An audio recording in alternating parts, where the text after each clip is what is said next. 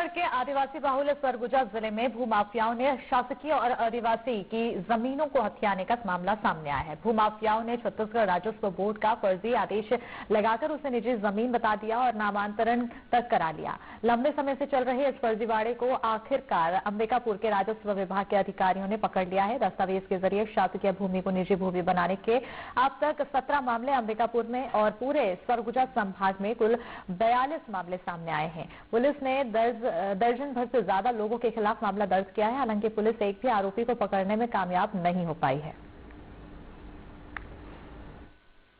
राजस्व मंडल के फर्जी आदेश के तहत तहसीलदार में नामांतरण करने की प्रक्रिया आरोपियों के द्वारा की जा रही थी, जिसे कि कलेक्टर महोदय के आदेश पर तहसीलदार प्रार्थी बनकर जो है थाना कोतवाली में अभी तक इसमें कुल 9 प्रकरण में एफआईआर हुई है, जिसमें कि जो है विवेचना चल रही है। मूल रूप से जो है दस्तावेजी साक्ष्य संग्रहित किए जा रहे हैं और जल्द ही इसमें आरोपी गिरफ्तारी की जाएगी।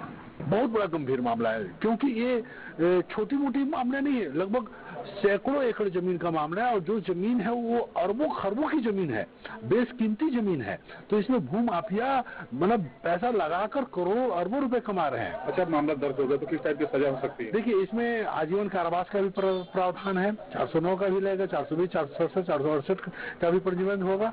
मैं भी इस कुछ मामलों में मैं दस्तावेज निकाल रहा हूं। अगर जिन मामलों में शासन प्रशासन संज्ञान नहीं लेता है और संबंधित लोगों के विरुद्ध एफआईआर दर्ज नहीं कराता है, तो उन मामलों को मैं लेकर दस्तावेजों के साथ लेकर 156(3) के तहत परिवाद दायर करके संबंधित लोगों के विरुद्ध एफआईआर दर्ज करूंगा। शासकीय जमीनों को फर्जी आदेश के तहत नामांतरण करने का एक मामला आया है। सबसे महत्वपूर्ण बात यह है कि सरगुजा जिले से अब तक 47 प्रकरण सामने आए हैं। अंबिकापुर की बात करें तो 17 में एफआईआर दर्ज हो गए हैं। इस पूरे मामले का खुलासा अंबिकापुर तहसीलदार उमेश कुमार बाज ने किया। हमारे साथ खुद अंबिकापुर के तहसीलदार आए, जानते हैं कि ये मामले का खुलासा कैसे हुआ और अब तक क्या कार्रवाई किया। सर, एक मामला आया सनसनीखेज, हाँ, वो क्या मामला है सर? मामला मेरे पास ये है कि राजस्व मंडल से कुछ आवेदक गण यहाँ मेरे पास आवेदन लगाए कि वहाँ से आदेश पारित हुआ है, हमारे नाम पे नामांतरण कीजिए।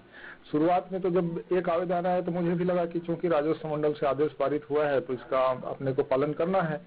तो वैसे शुरुआत में मेरे को भी लगा कि पारित हो, लेकिन उसके जस्ट 2-3 दिन बाद फिर वैसे ही आवेदन लगातार मेरे पास 3-4 आए। तब मेरे को लगा कि भाई राजस्व मंडल में ऐसे कैसे आदेश पारित हो सकते हैं शासकीय भूमि को किसी पर्टिकुलर व्यक्ति के निजी व्यक्ति के नाम पे करने का। तब फिर मैं उस सारे जो आदेश आए हुए थे सभी आदेशों को लेकर कलेक्टर साहब के पास गया, उनके संज्ञान में लाया कि सर मेरे पास ऐसे ऐसे आदेश पेश किए जा रहे हैं जिसमें रिकॉर्ड दुरुस्ती के लिए। तो सर बोले कि यार तो निश्चित ही मतलब ऐसा आदेश राजस्व मंडल से हो नहीं सकता, इसका हम जांच कराएंगे।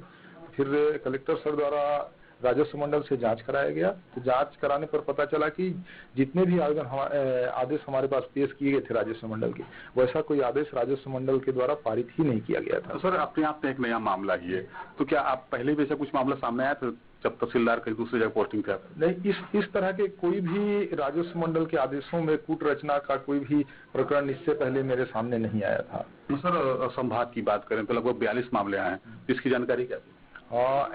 इसकी जानकारी जब यहाँ से जांच कराया गया, राजस्व मंडल भेजा गया, तो फिर अन्य जिलों के भी प्रकरण वहाँ पर पता चले कि नहीं ऐसा ऐसा हुआ है, तब फिर ये मामला सब सामने। सर, क्या माना जाए, कोई सिंडिकेट है, कोई गिरोह कर रहा है क्या तरह? जिस हिसाब से जो आदेश लोगों के पास हैं और बीच बीच में आते हैं, इससे तो स्पष्ट ये लग रहा है कि इसमें निश्चित ही एक बना बनाया कोई गिरोह होगा जो ये सब काम कर रहा है। अब जिस तरह आप लोग जो आदेश देख रहे हैं उसमें किस तरह के कार्रवाई कर रहे हैं सर, किस प्रकार से वेरीफाई कर रहे हैं? जितने भी वैसे टाइप से आदेश आ रहे हैं सभी आदेशों को हम कलेक्टर महोदय के संज्ञान में लेके वहाँ से राजस्व मंडल से जांच करा के ही हम उस पर कार्रवाई कर रहे हैं।